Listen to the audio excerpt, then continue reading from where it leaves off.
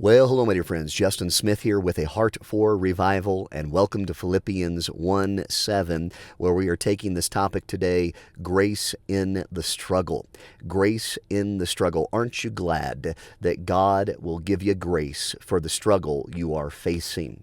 Notice what it says in Philippians 1:7 as we're challenged today to be changed for the glory of God. Paul says, even as it is meet for me to think this of you all, because I have you in my heart, inasmuch as in both in my bonds and in the defense and confirmation of the gospel, ye all are partakers of my grace. Paul writes this while in prison, in my bonds. Yet, instead of focusing on his change, he focuses on the people, which in this case, well, it's the church of Philippi.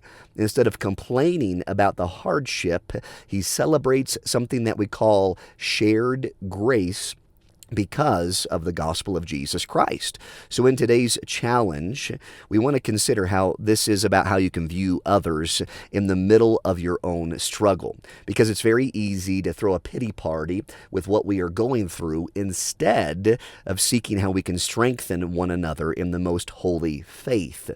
Paul says it like this in this verse, I have you in my heart. This isn't casual affection, it's deep spiritual connection.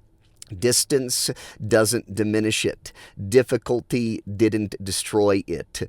And maybe you've heard statements like, absence makes the heart grow fonder when it comes to love relationships. Well, concerning the love relationship with the gospel of Jesus Christ and the gospel that others have accepted, therefore my partners in the gospel, distance didn't diminish the affection.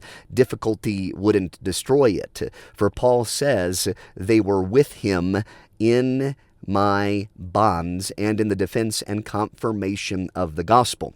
Listen, the church stood with him when it was costly for Paul. They supported Paul when it wasn't convenient. Finally, as we look at this little verse, he calls them partakers of my grace. They shared in the same divine enablement. God edifies, God enables. That same sustaining power, the same calling that God gives, is something that Paul was living out and the church was living out. Grace wasn't just personal, it was part of the community. It's part of how they encouraged one another, the grace of Almighty God. So again, the topic is grace in the struggle. So as I consider the challenge part of this verse, I want to give you a couple steps concerning the challenge for today.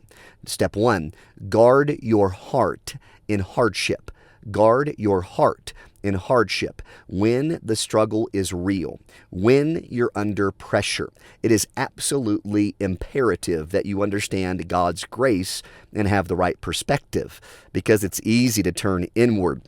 It's easy to isolate yourself when you're in the isolation of a season. It's easy to grow bitter when bitterness is all around you. But Paul kept people in his heart even when he was in prison. And one of the reasons he could keep people in his heart for the gospel is because he kept a proper focus on his God. So ask yourself this question.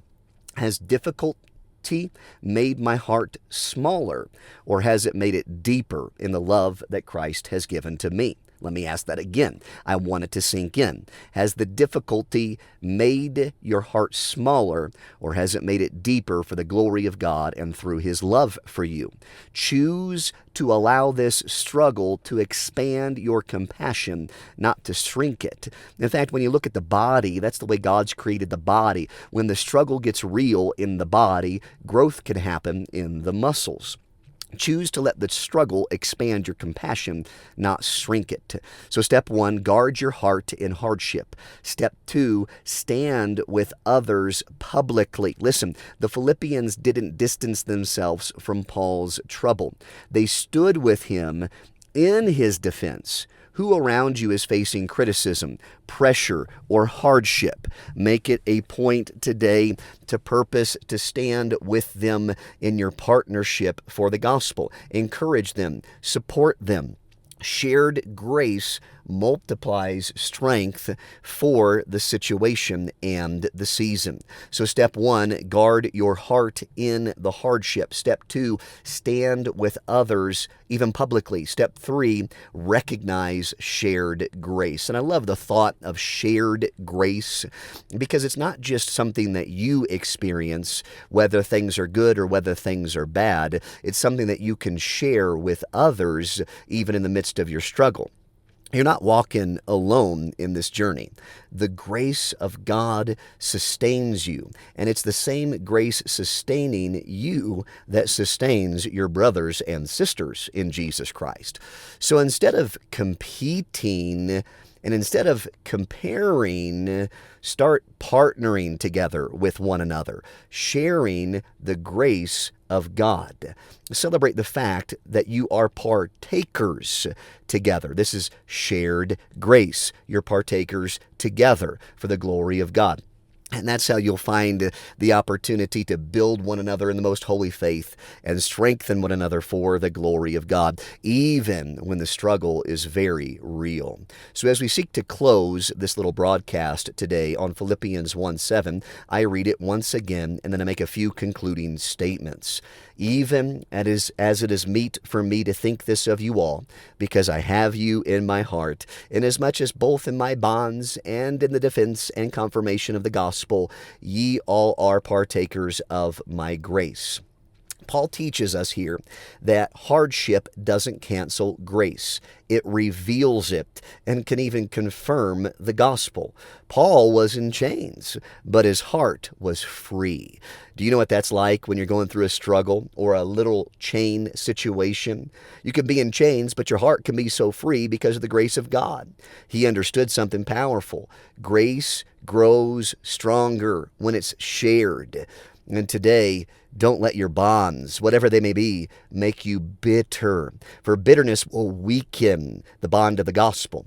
It won't share it.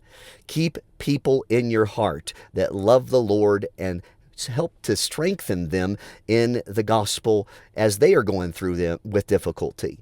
Let them make you bonded. The chains, let them make you bonded to others in love. Listen, keep those people in your heart. Stand with them in difficulty. Remember that you are partakers of the gospel together. The challenge from this little verse is very clear. In struggle, choose connection.